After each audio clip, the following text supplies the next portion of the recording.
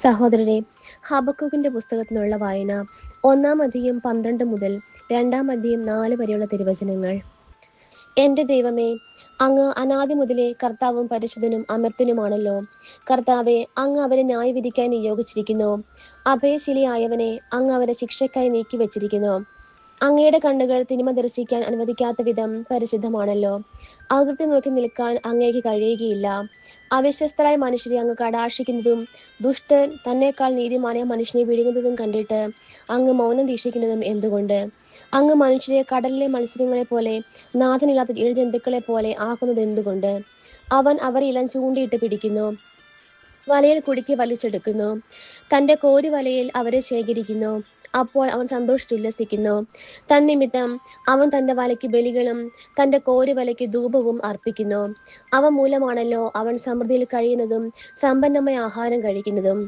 ജനതകളെ നിരന്തരം നിർദ്ദയമായി വധിച്ചുകൊണ്ട് അവൻ വല കുടഞ്ഞ് ശൂന്യമാക്കിക്കൊണ്ടിരിക്കുമോ?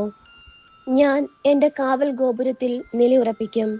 അവിടുന്ന് എന്നോട് എന്തു പറയുമെന്നും എൻ്റെ അപരാധിയെക്കുറിച്ച് അവിടുന്ന് എന്തു മറുപടി നൽകുമെന്നും അറിയാൻ ഞാൻ കാത്തിരിക്കുന്നു. കർത്താവ് എനിക്ക് ഉത്തരമരുളി, ദർശനം രേഖപ്പെടുത്തുക. ഓടുന്നവന് പോലും വായിക്കത്തക്ക വിധം ഫലകത്തിൽ വ്യക്തമായി എഴുതുക. ദർശനം അതിൻ്റെ സമയം പാർത്തിരിക്കുകയാണ്. ആ സമയം അടുത്തുകൊണ്ടിരിക്കുന്നു.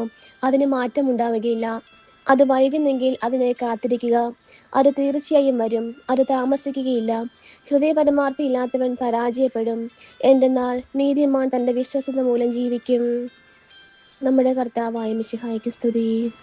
സഹോദരനെ, വിശുദ്ധ മത്തായി എഴുതിയ സുവിശേഷം 17-ാം അധ്യായം 14 മുതൽ 20 വരെയുള്ള തിരുവചനങ്ങൾ. അവ ജനക്കൂട്ടത്തിനടുത്തേക്ക് വന്നപ്പോൾ ഒരാൾ കടന്നു വന്ന് അവന്റെ സന്നിധിയിൽ പ്രണമിച്ചുകൊണ്ട് പറഞ്ഞു, കർത്താവേ, എൻ്റെ പുത്രനിൽ കനിയണമേ. അവൻ അപസ്മാരം പിടിപെട്ട് വല്ലാതെ കഷ്ടപ്പെടുന്നു. പലപ്പോഴും അവൻ തീയിലും വെള്ളത്തിലും വീഴുന്നു. ഞാൻ അവനെ നിന്റെ ശിഷ്യന്മാരുടെ അടുത്ത് കൊണ്ടുവന്നു, പക്ഷേ അവനെ സുഖപ്പെടുത്താൻ അവർക്ക് കഴിഞ്ഞില്ല.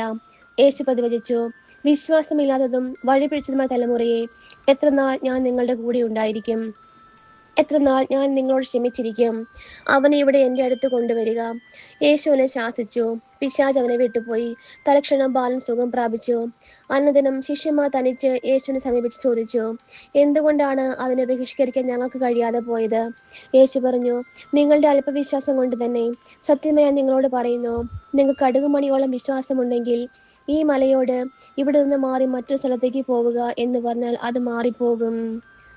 നമ്മുടെ കർത്താവായ മിശിഹായ്ക്ക് സ്തുതി.